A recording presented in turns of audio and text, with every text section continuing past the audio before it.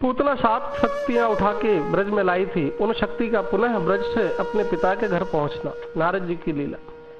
नारद जी प्रभु के परम भक्त हैं, आज तक ब्रज में ही राधा कृष्ण की लीला देखते, लीला का आनंद ले रहे थे। परंतु विधि रचना अनुसार वासुदेव कृष्ण यानी विष्णु को मथुरा और द्वारका जाना पड़ा, तो वह प्रेम की सात्विक लीला रुक गई।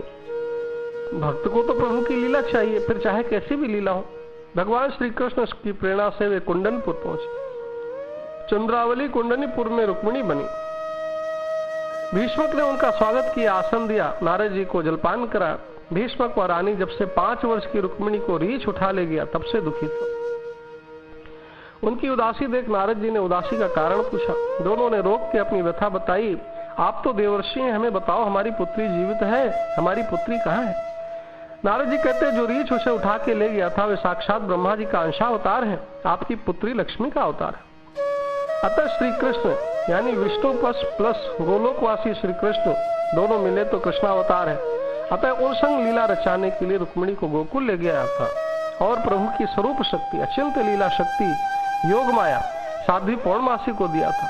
साध्वी ने उनके मूल माता पिता चंद्रभान व इंदुमती को दे दिया था। गांव में तो बचपन में विवाह होते थे, अतः रुक्मिणी का वहां नाम चंद्रावली है। उसका विवाह एक गोवर्धन गोप जो कंस का मल्ल था उसके साथ हुआ था, परंतु ये विवाह योग माया द्वारा भ्रम था, सत्य नहीं था। गोवर्धन मल्ल श्री कृष्ण के हाथों मारा गया और आपकी पुत्री श्री कृष्ण की दीवानी है और सास के बंधन में श्री कृष्ण विरह में रोती हुई दिन काट रही थी। हर पल यही सोच रही है, मुझे कृष्ण से कौन मिलाए, मैं तो भ्रमण करता रहता हूँ, प्रभु से बिछड़े जीवों को मिलाता हूँ। चंद्रावली की व्यथा देखी तो आपको बताने आ गया। भीष्मक और रानी बड़े हर्षित हुए, तुरंत अपने पुत्रों को बात बताई और बेटी रुक्मिणी को यानी चंद्रावली को लाने के लिए ब्रज भेज दिया। इस प्रकार चारों भाई नंदग्राम पहुंच के प्रभु की शक्ति साध्वी पौर्णमासी से मिले। वे तो गुरु आश्रम से कृष्ण वापस मथुरा आए तो पौर्णमासी नंदी ग्राम आ गई थी और उज्जैनी की लीला सुना सुना के बाबा मैया और ब्रजवासियों को हर्षित करती थी। इस प्रकार चंद्रभानु की पुत्री विंध्याचल पर जन्मी हुई।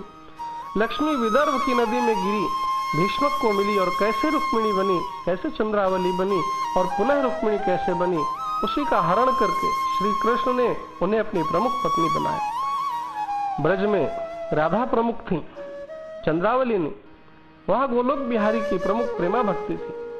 राधा कृष्ण प्रेमावतार है, परंतु विष्णु भगवान सृष्टि के रक्षक होने से राक्षस मारना रजोगुण कार्य है। विष्णु पत्नी लक्ष्मी होने के नाते वासुदेव कृष्ण विष्णु द्वारिकानाथ लीला में प्रमुख पत्नी लक्ष्मी स्वरूपा रुक्मिणी बनी।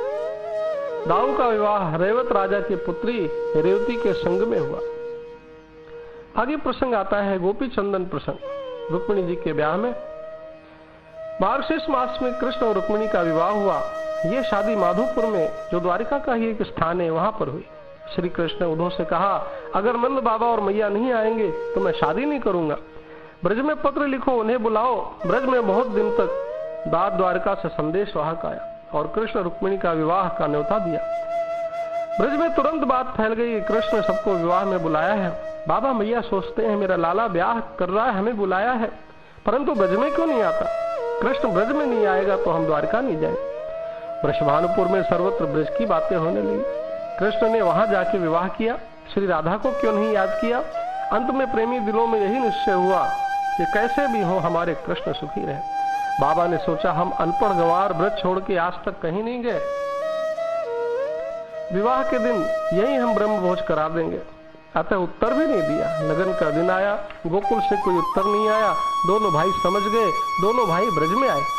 कन्हैया कहते, मैया मैं ऐसा फंस गया कि आने में थोड़ी देर हो गई, क्षमा करो, तू नहीं चलोगी तो तेरा लाला कुंवारा रहेगा।